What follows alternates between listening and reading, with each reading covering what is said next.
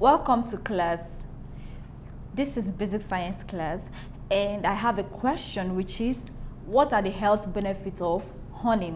What are the health benefits of honey? As we all know that honey is gotten from bees. Yes, they are gotten from bees, and bees are part of living things. They are living things, and so honey is a resource. Is one of the resources gotten from living things. That will lead us to our topic today, which is resources derived from living things. Again, resources derived from living things. So as we go on this topic, you're going to know the health benefit of honey, resources derived from living things. At the end of today's class, you should be able to name resources that are derived from living things.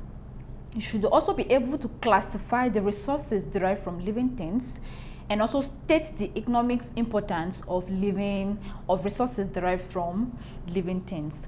So what are resources? Resources are materials or substance or things that we use to meet our needs and wants.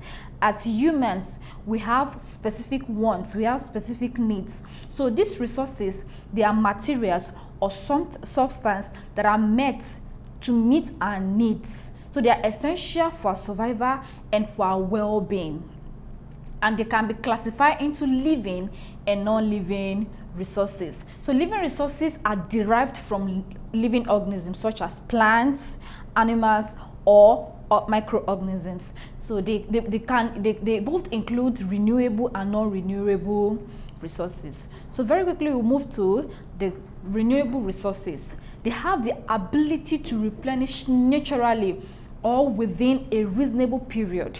So they can renew themselves naturally or within a reasonable period. Examples of these are, we have the forest, as you see in the picture on the slide. We have the forest, we have crops, and we have fisheries. Forest, if there's no deforestation on its own, it regenerates itself, it replenishes itself. Whenever you leave a particular land to fallow, you see plants growing, you see trees growing, you see some different plants growing, and if you leave it for a very long time, you discover that place can be turned to forest. So it has the ability to replenish itself naturally. Same thing with fisheries, that is fishes in the oceans or in the sea.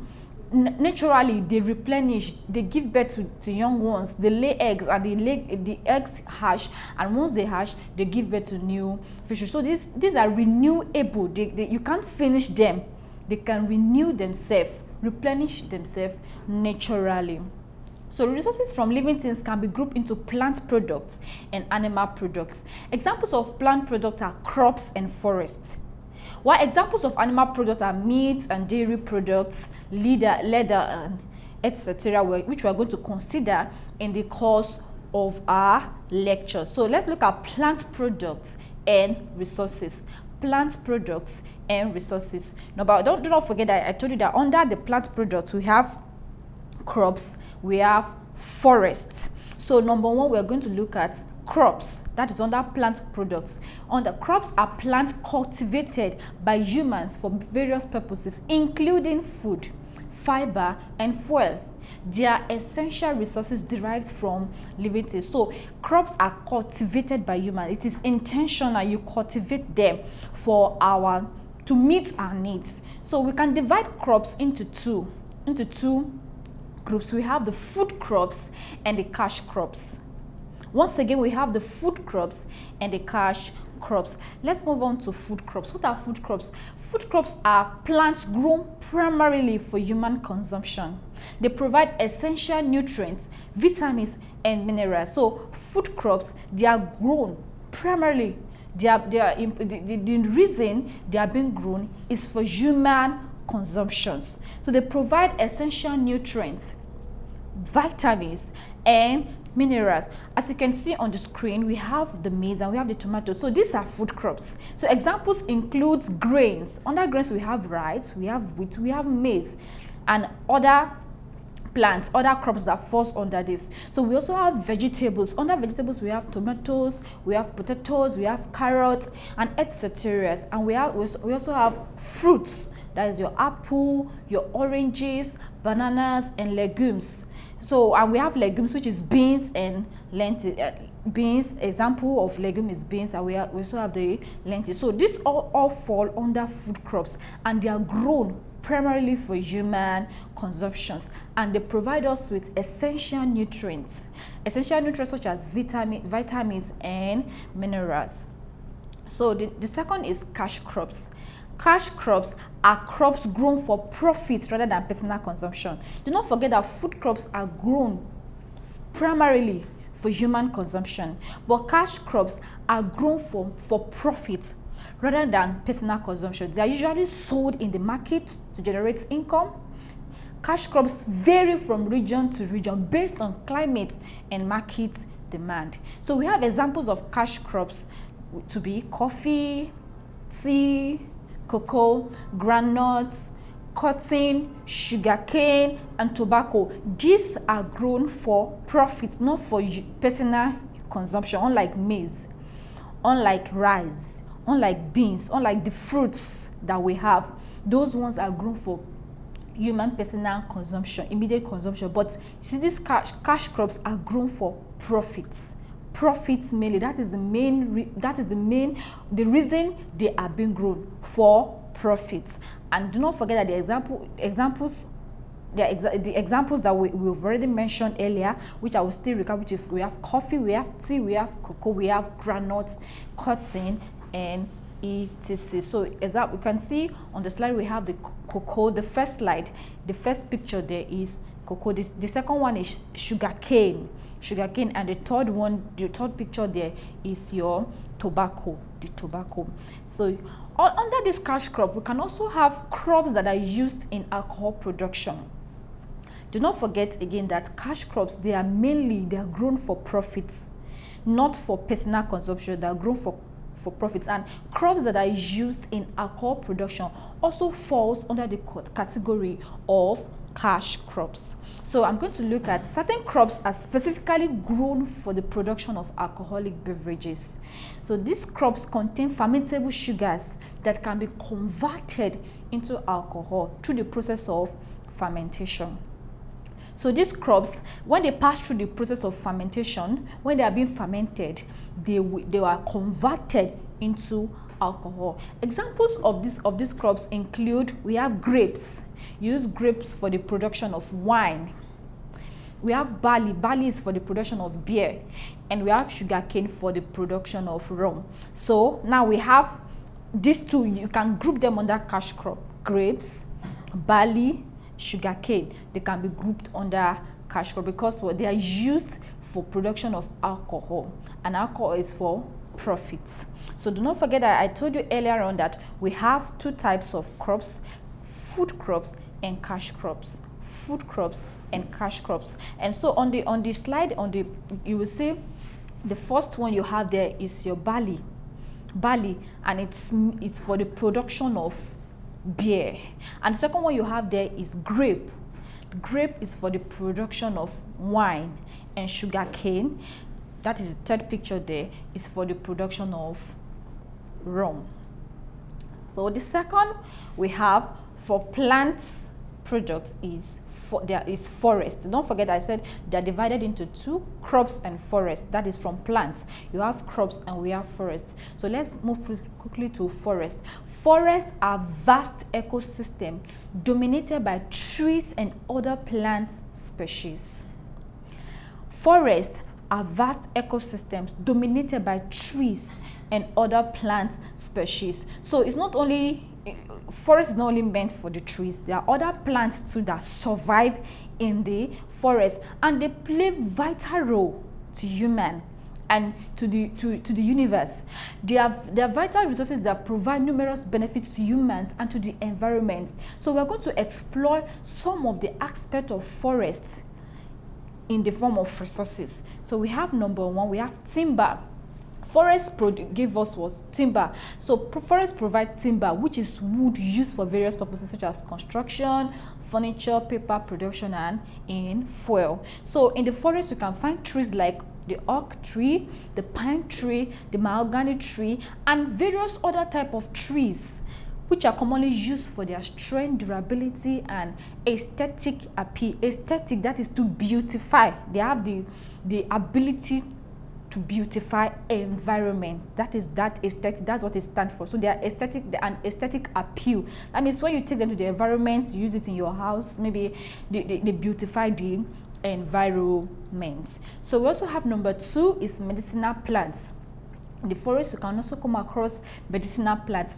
Forests are home to a wide variety of medicinal plants. Many plant species have medicinal properties that are used to produce medicine, herbal remedies, and traditional treatments. Example, we have the neem, we have the aloe vera. So you can see that forest also is home to all these plants, and they are resources that are useful to humans. Number 3, we have biodiversity. Forests support a vast array of animal and plant species, contributing to biodiversity. There are so many animals you're going to find in the forest. You can find lion there, you can find rabbits there, squirrel, you can find your fox there, and other wild animal. Their habitat is the forest. That is their home. That is where they live. So the forest has provide them a place to stay, and other plant species too. So it has contributed to biodiversity. So it is not streamlined to just one set of plants or trees. You can find different trees in the forest. Not just when you get to the forest, you are not just going to find only oak tree or only the pine tree. No, you're going to find different species of trees. Same thing with animal. You're not just only going to find the elephant in the forest or the lions in the forest. You're going to find different species of animals in the forest, thereby providing us with biodiversity. Biodiversity is crucial for maintaining ecological balance, pollination, and genetic diversity. It also provides opportunities for scientific research and discovery of new resources. It provides us with opportunities for scientific research and discovery of new resources. There are some plants then that they don't have in a way that through research now they know that those plants are good for humans, and they possess some health benefits that humans can imbibe into their life, that it's going to assist them, it's going to help them. So you can see that the forest has supported us in this way.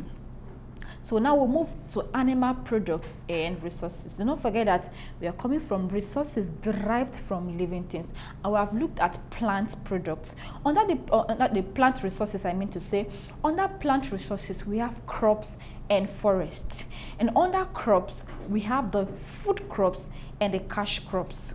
And do not forget, I told you that food crops are those that we plant for what? For human consumption, for immediate human consumption, while cash crops are mainly for profits. So now we're going to animal products and resources. Animals also provide valuable resources that are derived from living things. Animals also, it's not only plants.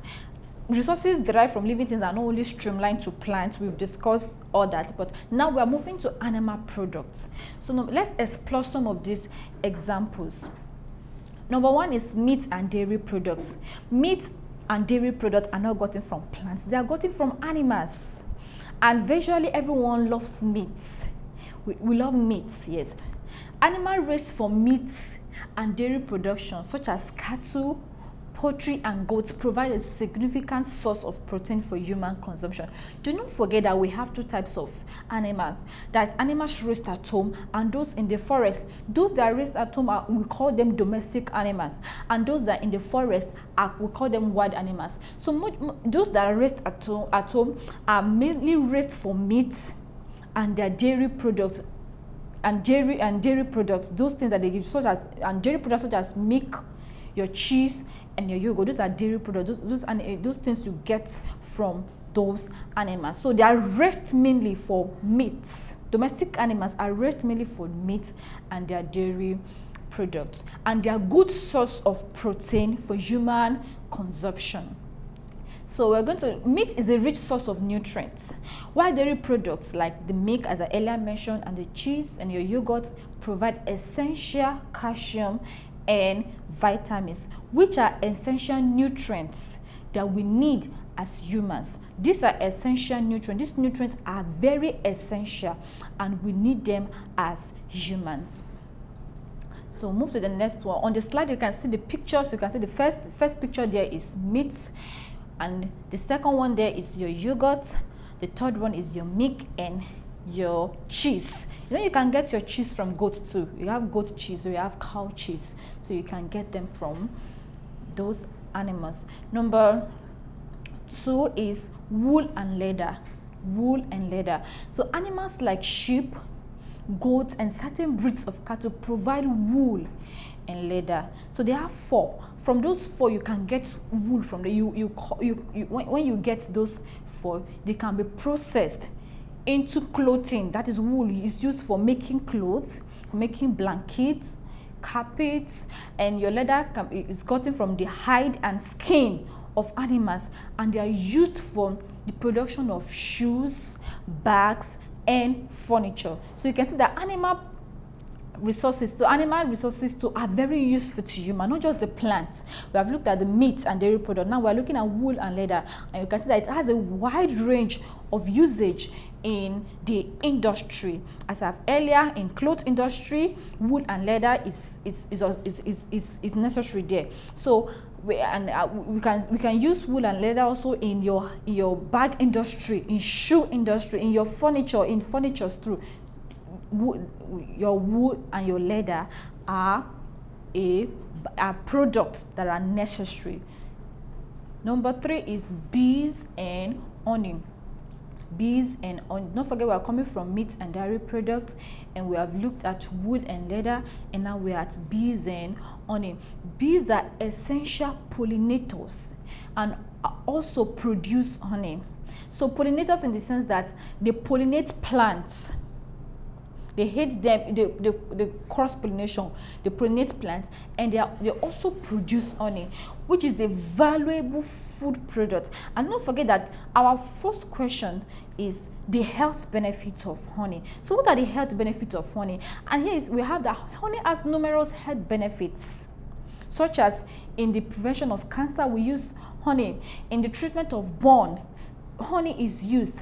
In the reduction of maybe someone has cough or throat irritation, we use honey. So these are health benefits of honey. So honey is essential in our day-to-day life. Honey is essential. So bees and honey, they are essential, and these are animal resources. These are resources gotten from animals, and they are essential. Not only that, honey also has its benefits in cooking. You see, we use it in cooking too, in baking and natural remedies. I talked about burn.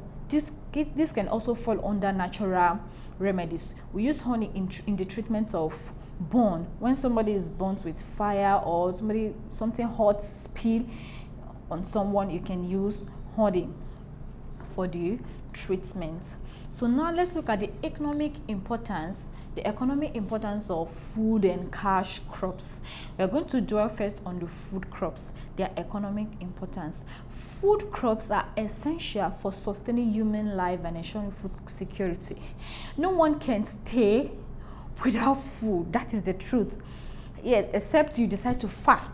But if you are not fasting, you can't stay without eating. No matter how little it is, you must eat to survive. So you can say that it is essential to human. If you must be alive, you must eat food. So the economic importance of food crops can be seen in the following way. Number 1, in food security. Adequate production of food crops is crucial for meeting the dietary needs of a growing population. Every day the population of the world is growing, and if there is no adequate production of food crops, many will die of hunger, of starvation. So we can say that food is essential. Food crops are essential for our daily living and to meet the dietary needs of the growing population. So by producing enough food locally, countries can reduce their dependence on food imports and ensure food security. Thereby, we are preventing scarcity, which will contribute to stable and sustainable economic growth. Number 2 is in the agricultural sector. in the agricultural sector. Food crop production forms the backbone of the agricultural sector in many countries. So many countries, so it's not only maybe we have the minerals, no, food too is one of the backbone of many countries. When they produce food crops, they can sell them, they can import them, or I mean to say export them to other countries, thereby it's providing employment, because that is employment opportunities for farmers, farm workers, and individuals involved in the entire agricultural value chain, including the processing, distribution, and marketing. So you can see that food crop is the economic importance is great. It's great to human. Number 3, we have export potential. As I said earlier on, agricultural, when those crops are being produced, food crops are being produced, are being planted, are being harvested, and they have been processed, they can be exported to other countries. Certain food crops have a high export value, contributing to foreign exchange earnings for countries.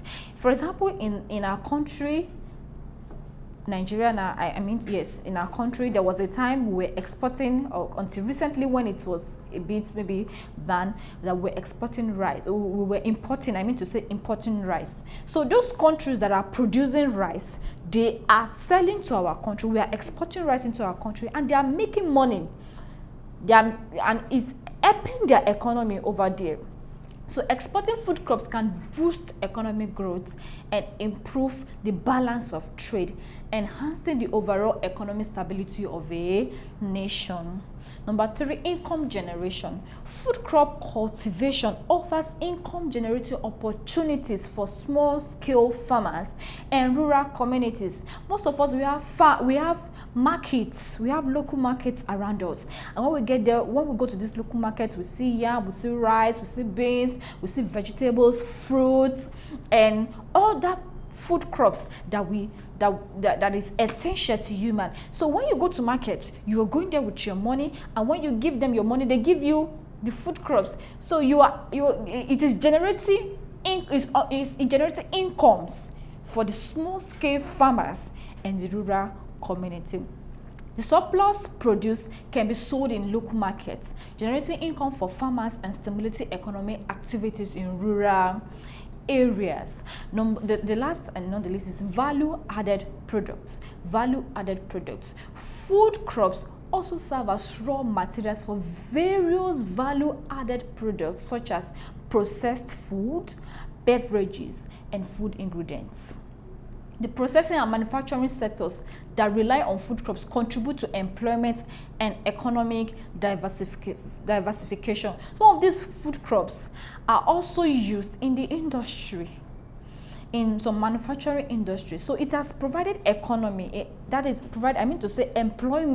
for those people working in those industry, and it has provided with economic diversification. So we move now to cash crops. We have looked at the economic importance of food crops. Now let's look at the economic importance of cash crops. Cash crops, do not forget, I said earlier on that cash crops are grown mainly for profit. So they are grown specifically for sale in the market, aiming to generate revenue. So let's look at some of the importance of these cash crops. Number 1 is export revenue.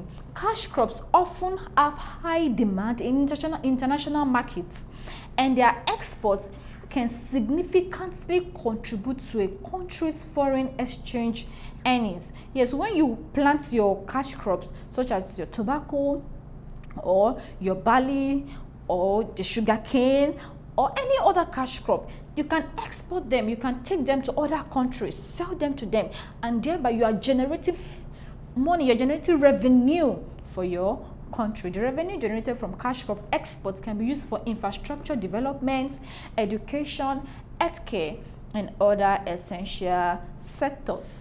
Number 2 is employment opportunities. So cash crop cultivation creates employment opportunities, particularly in rural areas, because that's where you find a suitable land, maybe that is still rich with all its nutrients, to plant your crops. And so when you plant these cash crops, it has created employment for the farmers The tractors operator, they are being employed. The people coming to harvest, coming to weed, coming to do one or two things on the farm, and they are being paid for it. That is a form of what? Employment. It has created employment opportunity for such environments. So farmers, farm workers, and individuals engage in the processing, the packaging. After you harvest those cash crops, the processing, there are individuals that are involved in it. Packaging, there are individuals that are involved in it. Transportation, there are individuals that are involved in it. And the marketing of cash crops contribute to local employment and income generation. Number 3 is agricultural trade. Just like we have in food crops, we also have in cash crops. Cash crops stimulate domestic and international agricultural trade, fostering economic integration and global market participation. This trade enhances economic ties between countries, leading to economic cooperation and growth. And we also have technological advancement. The cultivation of cash crops often requires technological advancements in farming practices such as irrigation systems, pest control, and post-harvest handling. So these advancements drive innovation, it drives research and development, it drives technological transfer, leading to overall agricultural and economic progress. Number 5, we have economic diversification. Cash crops provide an opportunity for countries to diversify their economies away from reliance on a single sector. By cultivating and exporting different cash crops, countries can reduce their vulnerability to market fluctuations and economic risk associated with a narrow economic base. For example, our country, Nigeria, as a case study, our major source of revenue is the petroleum, and this is streamlined to only petroleum. We can diversify into cash crops, and so when the market price of petroleum drops and there's fluctuation in the market, we are not being affected because we also have another source of income. So we are balanced, we are not vulnerable to the market fluctuation. So we'll move to the next, which is forest. Do not forget that we have looked at the economic importance of crops, and under it we have looked at the economic importance of the food crops and also the cash crops. So very quickly we're going to look at the economic importance of forest. Forest holds significant economic importance due to the wide range of resources and services they provide. So we are going to explore some of these economic importance. Number 1 is timber and wood products. So the major source of timber and wood products is the forest. You get your timber and wood from trees that are that are grown in the forest. So forests are a major source of timber and wood products. And timber timber is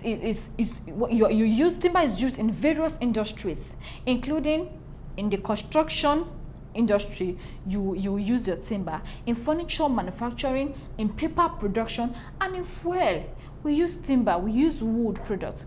So the timber industry generates significant revenue and employment opportunities in both local and international markets, from the individuals that are involved in going to the forest to fell the tree, to the individuals that will transport it to the sawmill or wherever it's been taken to, and the people involved in the processes. This has generated, giving them an employment. So it has provided employment opportunity for the various people involved in this process.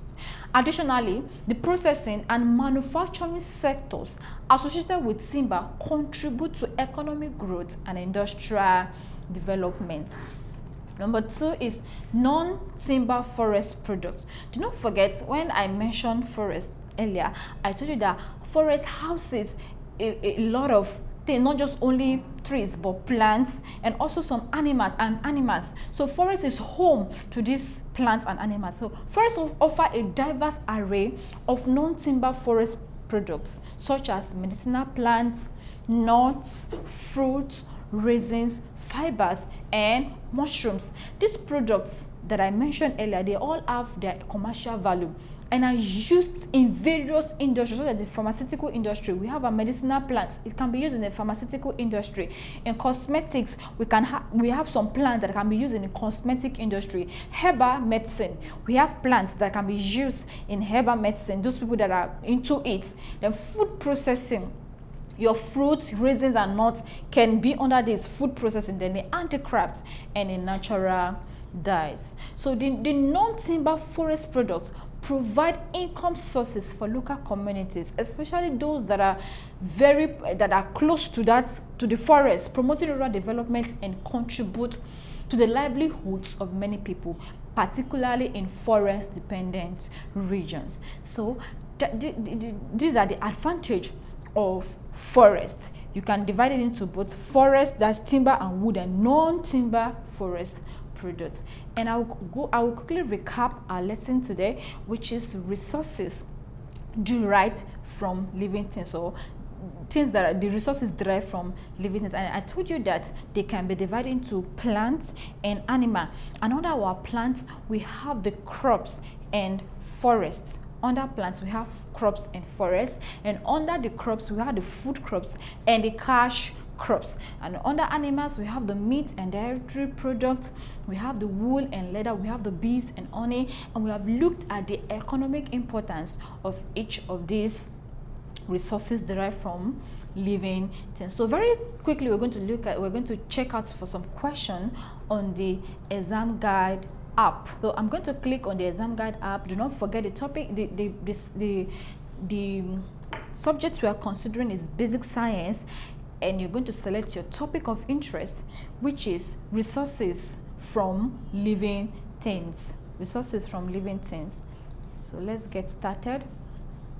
I have a question here. Number 1 says, which of the following is not an animal product? This is very nice. Which of the following is not an animal product? We have A, milk, B, oil, C, meat, D, latex, E, protein. So we're going to quickly go through it. A, milk, that's an animal product.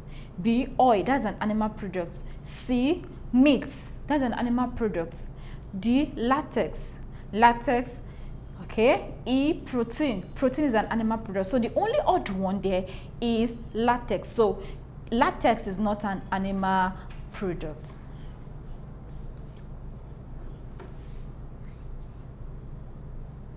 Latex is not an animal product. Let's move to another question. We also have the same question, but now the options have been shoveled. So it's still the same thing. Latex is still, let me run through the question. It says, which of the following is not an animal product? We have A, latex, B, egg, C, fat, D, milk, E, meat. So which of them? Egg is an animal product. C, option C, fat is an animal product. You can't get fat from plants. D, milk is an animal product. E, meat is an animal product. So option A is the right answer. Latex is not an animal product. We have another question here. Which of this is a cash crop? Which of this is a cash crop? Under crops, that is under the plants, the resources gotten from living things. I told you we have them into 2, plants and animal. Under plants, we have crops and we have forests. Under crops, we have food crops and cash crops. Do not forget food crops and cash crop. Now, which of these is a cash crop? We have A, corn. We have okra. That's option B. Option C, we have potato. D, we have groundnut. E, we have yam. So we're going to go through it. Corn is it a food crops or cash crop? It's a food crops. B, okra is a food crops. C, potato is a food crops. D, groundnut, and E, yam is a food crop. So the right answer, the right option is groundnut is a cash crops. And I said earlier on that cash crops are grown mainly for their profits, for selling. You sell them to make money. We have another question here. Animal resources used for the production of leather jackets are A, hides and dairy, B, skin and horns, C, hides and skin. D, bones and hides. Option E, horns and bones. So going through the option C is the right answer. Option C, under when we're considering wool and leather under animal products, so we talked about hide and skin in the production of shoe and bags. So leather jackets, animal resources used for the production of leather jackets are hides and skin. We have another question here. Which of the following crops is used in producing alcohol in the breweries? Which of these is used in the production? Under cash crop, I specifically mentioned crops that are used in production of alcohol. So we have A, lettuce, B, cabbage, C, spinach, D, barley, and E, carrots. So going through the options, the right option is barley in the production of beer. Do not forget, I mentioned three specifically. I mentioned grape, which is used in the production of wine. I mentioned barley, which is used in the production of beer. And I mentioned sugarcane, which is used in the production of rum. So the right answer here is barley. Okay, we have another question. The economic importance of a forest include the following except the provision of A, chemicals, B, firewood, C, timber, D, clothing, and E, paper. So let's go through it. One of the economic importance of forest, chemicals. No, it's not. B, we have firewood. Yes, firewood is an economic importance of forest. Timber, it is. Clothing, it is. Papers, it is. So A is the answer. It's not an economic importance of forest. That is chemicals. Thank you for participating in today's class. You can practice more questions using the ExamGuide app. The app scores and gives detailed explanations of all the questions at the end of your practice test. You can also learn a particular topic of interest with different modes like study modes, mock modes, and practice modes. It has other features that make learning fun. It is a must for all serious students. Download from www.examguide.com if you don't have it yet. See you in the next class. Do not forget to subscribe to our channel and hit the notification bell and share the video with others that will benefit from it. Bye for now.